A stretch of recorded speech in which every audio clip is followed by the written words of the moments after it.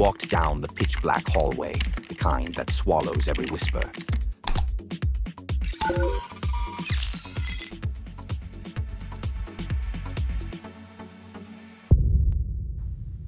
Hi, I'm Gary Russell, the new incoming president of the PC Club. Each month, we'll be bringing you the latest on home networking, software, cybersecurity, and more. In today's segment, we have with us Paul Ortiz, who is the General Manager of Broadband Services here in Laguna Woods. Paul will be sharing with us the latest updates on the broadband project, which is going to improve our internet and TV entertainment experiences. We'll be right back with Paul. You've got mail. Computing used to be easy. Moore's Law states that the power of a computer will double every 2 years. While Moore's Law marches on, computing in the future may not be recognizable. Quantum leaps in computing will enrich our lives, but also present new challenges. Today, the IRS drastically expanded the electronic filing of tax returns. Artificial intelligence could replace millions of jobs. The FBI is warning the public about the phantom hacker that targets older Americans. At the Laguna Woods PC Club, we're committed to keeping you ahead of the curve.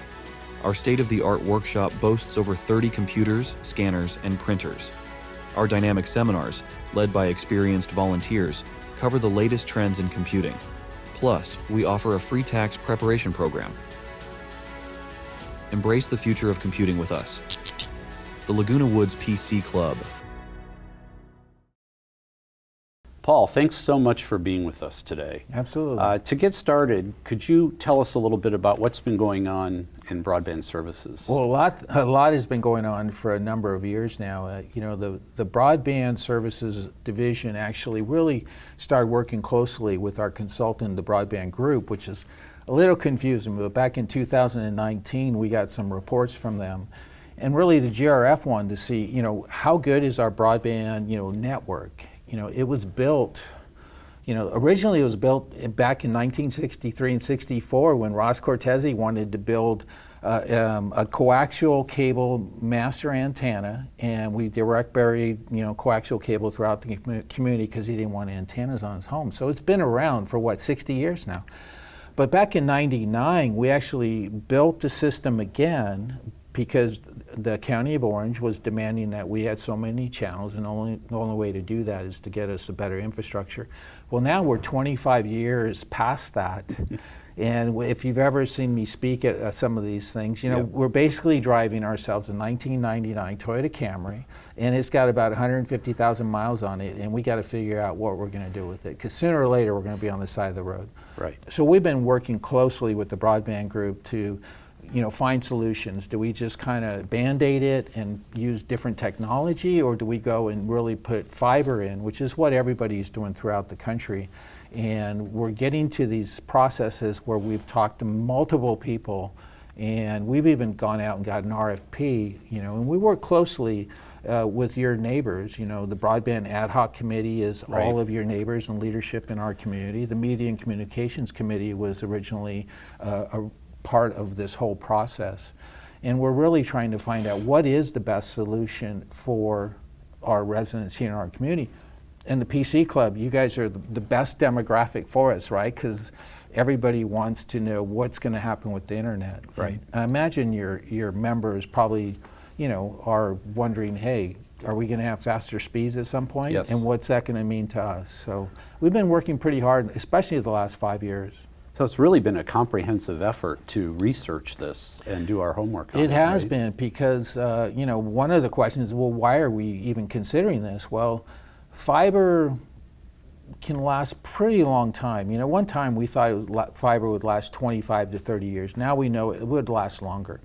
So it's like, well, then why are you guys doing this? Well, we have a lot of electronic components in the fiber, and those are the things that are end of life. Manufacturer no longer supports.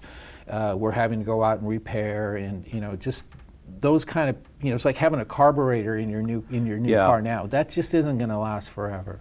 So what we've been doing is just trying to keep the system running and look at new solutions. And new solutions are a passive optical network. It's all fiber.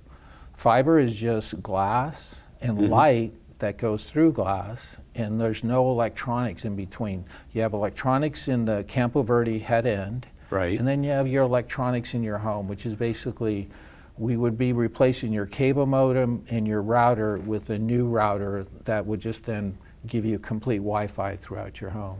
So less parts, less chance for obsolescence in the future.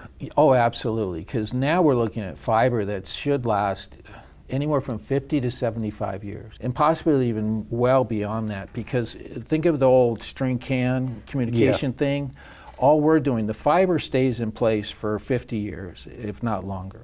It's the components on each end. So, you know, we're going to change this tomato can and this chicken noodle can probably every 7 to 10 years. And then that way there's no disruption and no really big additional cost. The cost is going to be building the new fiber network. And fortunately we have empty conduits, so a majority of the community would just be pulling fiber through conduit, and then, you know, some disruption in the common areas. Can you tell us a little bit more about that existing conduit? Because when I first heard this, it was an amazing story. Yeah. So originally, when we built the network in '99, and originally it actually was a 5-year process then, Pacific Bell was the telephone company here in our community, and they had agreed to pay the GRF some $1.2 million if we would just put conduit in the trench for them. And at the time, we thought it was a great idea, right? Because we can offset some of the costs. Right. Well, if it actually would have worked out, they would have became our competitor, you know, because then they would offer internet service and then eventually streaming and all that. Right. Well, basically, they backed out of the deal about a quarter of the way through. Well, we just said, well, we already have all the conduit. Let's just continue to empty, you know, go ahead and lay down this empty conduit. And fortunately, that's our shadow conduit that's empty that we will be using for the new network without tearing up the streets and tearing up. If any of you lived here in '99, you saw, you know, piles of dirt, you had trenching everywhere, streets were cut, and there was big equipment everywhere. So we're fortunate that that actually fell through. Oh, I think that's a tremendous story, and I think it's a great advantage to all the community members here that we have this starter infrastructure in place. Right. And now we're going to add to that to create a longer lasting infrastructure for the future. Yeah, it's amazing because when we had vendors come on site and talk to us about, you know, looking at building a new network, we told them that, and their eyes lit up. They're like, no one is that forward thinking. Wow. And sometimes we took credit and said, hey, yeah, we're pretty forward thinking, but in reality, we're pretty darn lucky. That's awesome. So could you give us a little bit more on the vendors and the RFP process, Sure. request for proposal, RFP, and where things stand currently? So we did go out for an RFP that was some time ago, probably about a year ago now, and we actually had 14 people that we contacted through the broadband group and through our connections with our staff. 8 of them sent back their RFPs, and they were all well done. But we had to narrow them down. So we narrowed down those 8 to 3, and we had on-site visits with them and all kinds of discussions in between, and we're now into 3.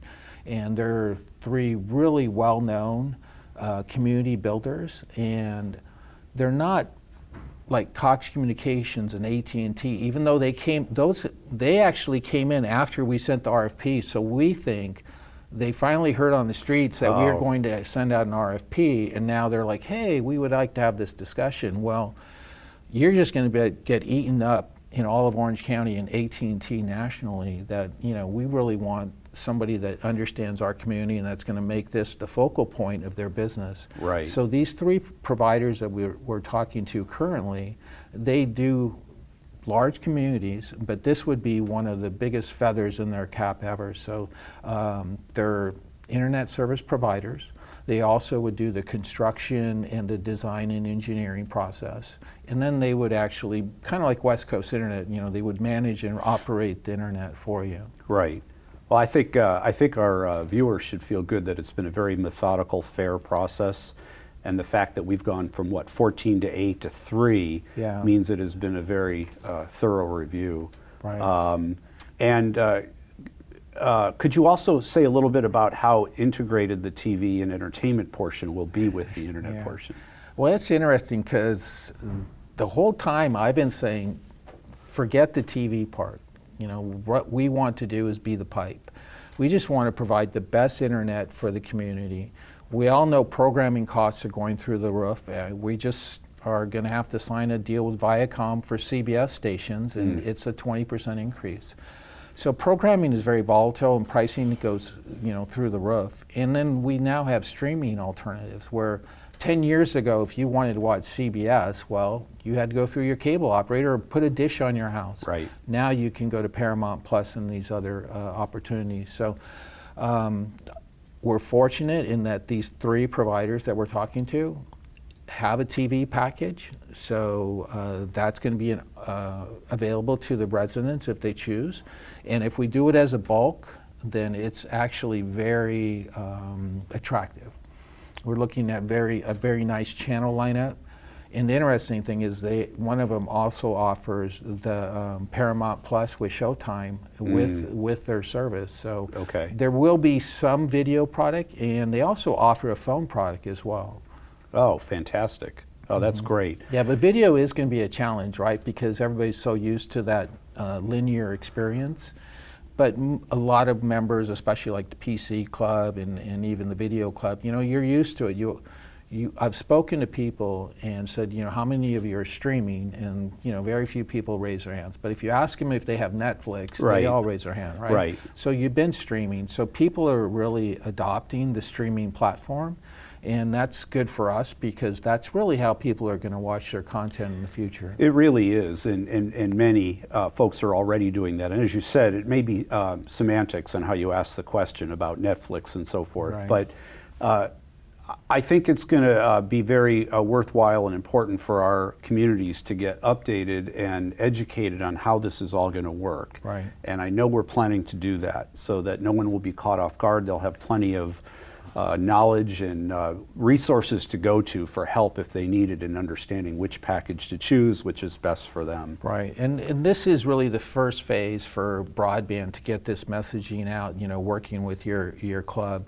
But there will be, you know, a lot of messaging through the media department, and they're going to have the e-blast, you know, what's up in the village. Village television will start having little 2 and 3 minute informational videos that the residents will soon see. And really what's going to happen is if this goes forward, that the provider is going to just offer a baseline of 1 gig, 2 gigs of service. And then there's a video package if that's included. And then if you want to take on the phone package, you can do that as well. Awesome. But our hope is that we just have a very robust internet package, and that people don't even need to, you know, right now West Coast Internet has 4 tiers. You know, let's just offer you 1 really good tier at a really good price. Yeah. And then we're going to swap out basically your programming costs right now with this internet cost, and that way it's all part of your HOA. Oh, that's going to be great. So I think folks shouldn't be too worried that it's going to be too complicated to understand. They're going to, the vendors themselves are going to educate, and then we're going to have resources here in the village that'll help them understand this and choose. Right. You know, you already have 11,000 subscribers with West Coast Internet. So all you're doing is switching providers, and then working, you know, then the video product, which is really what the GRF and broadband does. Oh, fantastic. So there's not a lot of, you know, big whistles and bells, is what I was trying to say. It's more like, okay, I understand that because I'm getting this, and that's what I have now. Okay, that matches, and now I have this and this, and it should just work out fairly well. This is really exciting. This is going to be such a big boost to our entertainment and surfing experiences and all that. It's just going to get better and probably cheaper for most folks too. It is going to be less expensive for some folks, and then like you just said, you know, right now West Coast Internet only offers 500 megabits per second. That's the highest tier they offer, and if one of these providers provided a gig, which is, you know, 1,000 megabits or 2,000 megabits for basically less, and then, you know, your experience is going to be so much different than what you're experiencing now. And then eventually people will start watching 4K, and all these streaming services will have, Right. higher resolutions. If people start, getting into virtual reality and augmented reality and everything that we saw with COVID with Zoom, I mean, Yeah. you're going to be glad that you have this kind of Exactly. Bandwidth capacity. Things in are your going to home. be faster. They're going to be sharper image on resolution. Right. Movies are going to seem better. Sports is going to be better. I'm really excited about this.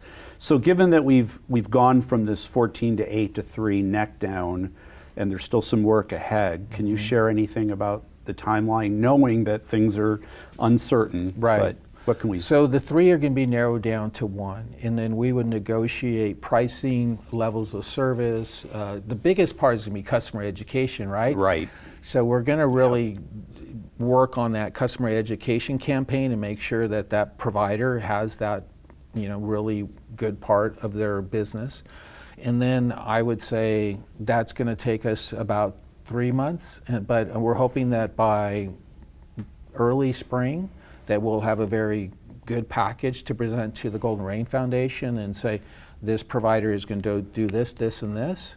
And then we got to start hitting the streets and making sure everybody in the community feels comfortable with whatever direction the GRF chooses. So by spring of next year, we really will know what direction we're going.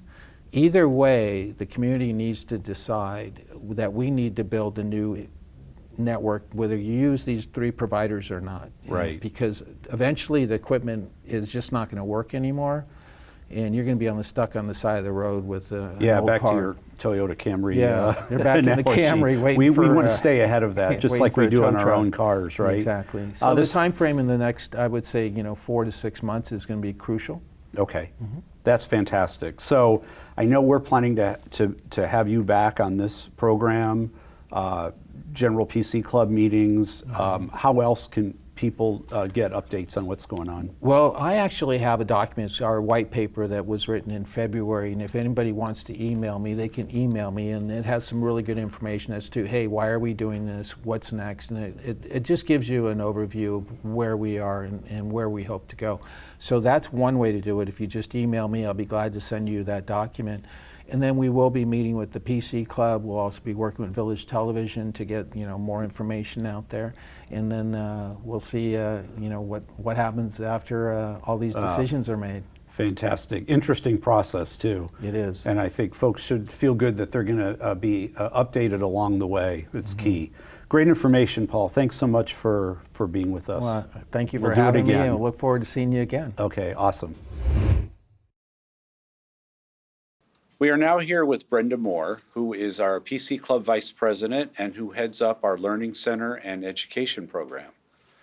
Welcome to the program. Thanks, Brenda. To get started, could you tell us a little bit about yourself and how you got started with us? Well, in 2015-16, I was in charge of the membership for the club, and then we moved up north. And 2021, we moved back down due to the nicer weather down here, and I became assistant to the then director of education.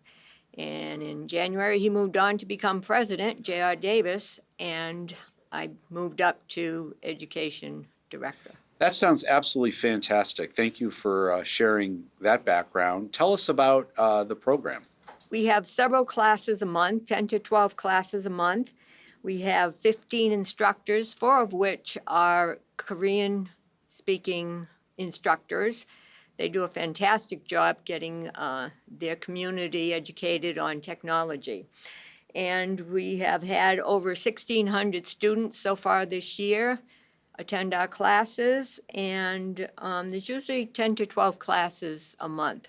There's a wide variety of subjects from Microsoft products to preparing for your taxes. Barbara Harris, as you'll see, does a great job with the tax program. And we have artificial intelligence, genealogy class, and Gary's popular classes, home networks, and safe computing.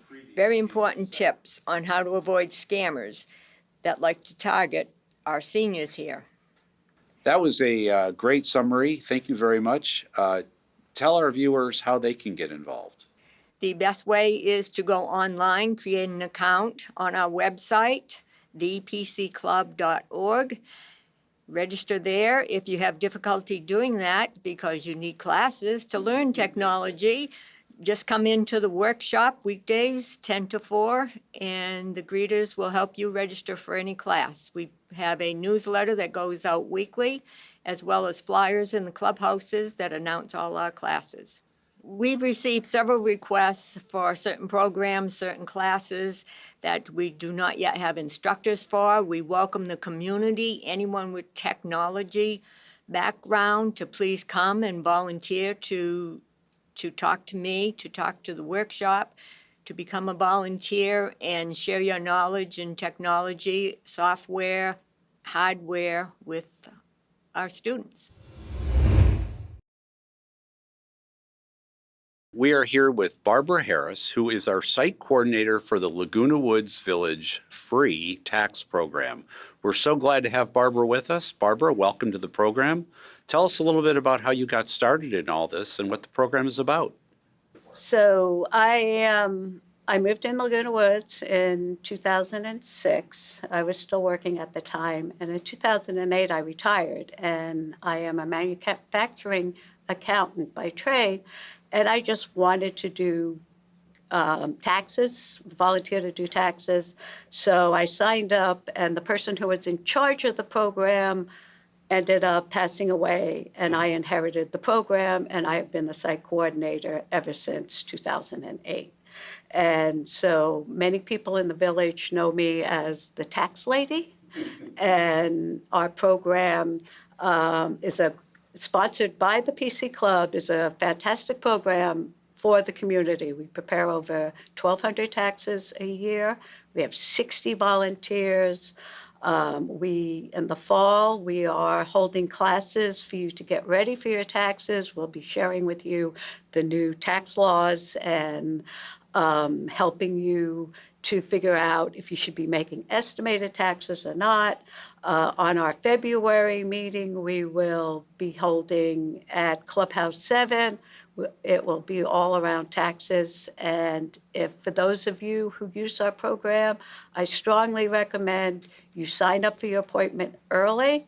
We will be opening up appointments the first week of January. Just like the previous 2 years, you go to the Laguna Woods PC Club webpage and you can make your appointment there. Do not wait to the last minute. That's fantastic, Barbara. Can you tell us a little bit more about the program and how it works? The PC Club is holding 2 classes in the 3rd week of November, getting ready for your taxes. If you want to learn more about what's new in the tax code this year, you can sign up for those classes. The seats are limited to 35, maybe 40. And we will also do one-on-one consultations with you if you want us to figure out if you should make more estimated taxes or not. We do one-on-one counseling too. We have 60 volunteers that can assist you. Again, great information. So if folks are interested, whether they are a new client of the program or a returning one, what steps should they take coming up?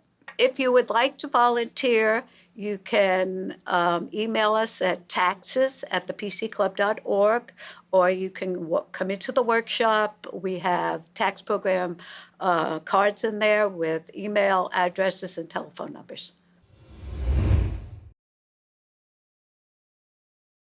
Now we are here with Dee Tucker, who is PC Club Vice President and who heads up our workshop. Welcome to the program, Dee. Tell us a little about yourself and how you got involved with this. Hi, I moved into the village 10 years ago. I was the director of child development services for a 2-college district. We served 1,000 kids a day. And after everything settled, nobody was emailing me, and I felt like I needed to do something to get involved. And I stumbled into the workshop and was hired as a supervisor. I can tell you more about that later. But I love the workshop. I love the work we do. It gives me purpose. That sounded great. Thank you so much for that background. Tell us a little bit more about the workshop. The workshop is located on the 3rd floor of the community center. And it probably should be called a lab or a resource center because it has 21 computers, 2 Chromebooks, 5 printers, and 4 scanners.